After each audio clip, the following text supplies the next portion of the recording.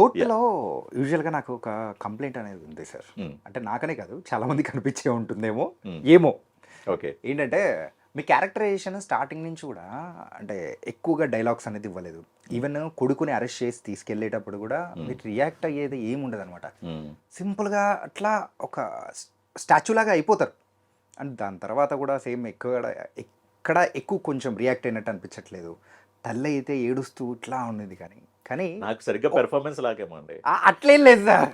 మరి అలా అనుకుంటే సెకండ్ హాఫ్లో ఒక్క సీన్లో మాత్రం చితగ్గొట్టేశారు సార్. ఆ శివాజీ గారి కాళ్ళ మీద పడే సీన్ ఉంటుంది. ఆ కొడుకు మీద ఉన్న ప్రేమ మొత్తం అక్కడ సరెండర్ అయిపోతారు. నా కొడుకు నాకు కావాలయ్యా అని చెప్పేసి. మరి మీకు రాదంటే ఇది ఈ క్యారెక్టర్ ఎట్లా చేశారు సార్? ఈ వేరే మీరు అడిగారు కదా, like it's some kind of you know like అదే ఒక కన్సర్న్ గా పెట్టారు కదా, మీరే చెప్పండి అది ఎందుకు అలా అయి ఉంటుంది ఆ క్యారెక్టర్ అలాగా? We don't know sir. ఏంటంటే అంటే అబద్ధం చెప్పాడు కొడుకు, అబద్ధం చెప్పాడని ఏమన్నా ఆ కోపమా లేకపోతే ఏంటి అక్కడ అర్థం కాలేని సిచ్యువేషన్లో ఉండిపోవడమా?